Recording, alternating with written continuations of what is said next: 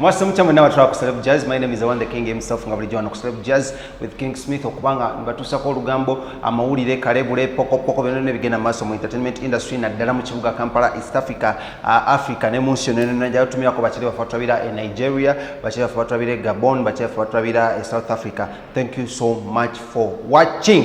Nenga beautiful Monday mwezi gwa November tupale na kuntono nnyo tulabe ntino ate mwaka tukukuba olukumutwe era nga today is very story continue abakulembeze abenjawulo abesimbyewo mu ggwanga lya Uganda bagenda okubanga batandika officially campaigns zaabwe mu bitundu ebyenjawulo by'eggwanga lya Uganda. However much yo electoral commission yavuddeyo negamba muno strictly abantu 7 bokka yo omukulembeze w'eggwanga amanyiddwa nga Yoweri Kaguta Museveni yagenda kuba azikolera ku radio ez'enjawulo mu agenda tandika leero ne Luweero, that is Central Buganda, then agende ne wasigadde, then yo omukulu amanyiddwanga Robert Kyagulanyi Sentamu agenda kuba kamalo kwata Haji Kazibwe Bashir ankubira then do tugende maaso. Haji, salamu alaikum tata. Mubi bulungi tata. Mukulike eyo nyembalala. Nayagala okujja naye ng'entambula. Naye anti obimanyi munnange. Dikini. Naye nga leero mbadde njagala kunoonyaako. Ai kati ogenda vaayo ssaawa mmeka? Kuba nkwetaagako interview leero.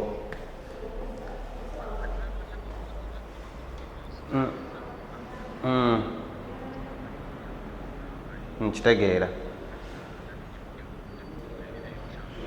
Kale taata tewali buzibu, kanza kuba konako sanga 10 kale muzee. Kale Haji nayanza assalamu alaikum.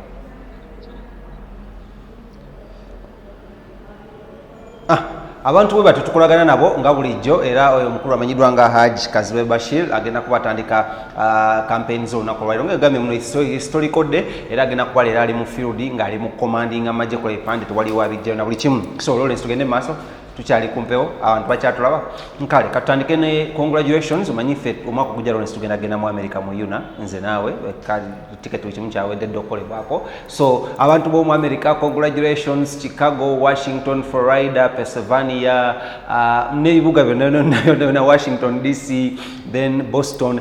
Congratulations okuba muno mwafunye president omupya amanyiddwa nga Joe Biden elect bamulangiridde naye ng'ensonga zikyalimu ez'okubanga ez'okubagano bagenda mu kooti akaluba akabye twagala kumanya. We want to say congratulations eri buli single Americans ne muna Uganda abeera mu America eri omukulu namanyiddwa nga Joe Biden okuba nga ti president wamwe omupya yanya atumyako kyaliwa nga amanyiddwa nga Kabogoza nkimanyi one of the filmmakers bakyaliwa nga videographer bali awo atesedzaawo Chicago nawe njagala okugamba itu naye nga tunagenda wala era munzikirize nyongera okwetowaza ngambe ntino amazaalibwa amalungi eri maama Nnabagereka Sylvia Nagginda okutuuka ku mazaalibwa ag'essanyu Katonda akutukuumire ayongere okutukuumira ennyo era gusinze maama Nnabagereka tugamba muno ayisa basajja kabaka wangala ne Nnabagereka agerekera Obuganda bintu binnyo muno maama Nnabagereka byakoze olunaku olwaleero okutuuka ku guno emyaka 56 bweddu egy'obuto bwe era nga twagala okugamba muno okumwebaza olw'okubanga alwaniridde abakazi mu Buganda ate ne mu Uganda yonna ne mu nsi yonna.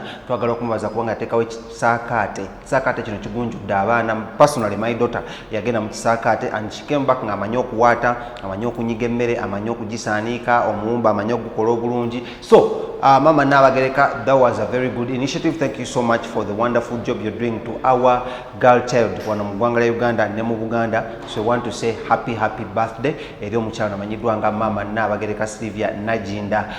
Era tugamba muno ogerekera Obuganda obugerekere ddala era we bali tukuumira Ssaabasajja Beene Kabaka Cuucu Magulu Nnyondo era twagala okugamba muno Mukama ayongere okutukuumira akutuweere ebyonna bye weetaaga mu Uganda muno ne mu Buganda era olabe emyaka emirala mingi nyonyo era we want to say happy birthday eri omukyalo namanyiddwa nga Sylvia Nagginda nga Nnabagereka w'Obwakabaka bwa Buganda. Awo nga tuvuddewo ndowooza Lawrence tukomeko awo ndowooza soka tugendeko katono nnyo mugundi then tumanyi tukomewo toka tugenda mu stories zaffe ez'olunaku olwaleero naye nga twagala obuuzaako Miss Independent UK ogamba otya Olivia Makindye ogamba otya ate ani awo omulala kyali waffe Dan Mukisa naye yeesimbye osadze Kawempe osadze Nansana. Now Gambo Pastor Wilson Mugembe, thank you so much for the support. We bali nyoko to supporting here and there. Eranga yemukuseze tugenda tandika nazo. Then nani awo mulala waliwo bishop bamuyita bishop Muwonge, yes nsere wakiso naye tugenda kuba tukukyayira koko. Thank you so much for the good job gyokola mu baana bano. Ate nga waliwo omuwala bamuyita Akol, yes yesimbyewo kuba Miss Y plus Miss Independent mu Mulonde. Bano nga ebawo buntu ababiri twabirako ko mu video zaffe wansi awo somukeberako alina akawuka akaleta slim naye nga yasalawo kubanga abeerawo eri abaana bano okulamu nabazaamu amaanyi positive living. Yesimbyewo kuba Miss Independent ba Y plus namambereyo nga mugendayo nga ate mu Mulonda ate tulayimu n'ensonga zino tuzikwasaganya bulungi nnyo. Lydia Jasmine ogamba otana nkulaba ko oli ku show Fik Fameka ambuli mwimbi enena ali ku show. Thank you so much for watching. Aida Mugo, Bettina Namukasa. By the way, Lawrence, it may little birthday Bettina Namukasa. Or was I name Yakeneka? Guessing a muko. Go to Roko Avanto Miaka. We were Muranga to Moko interview last week, was I name Yakaname?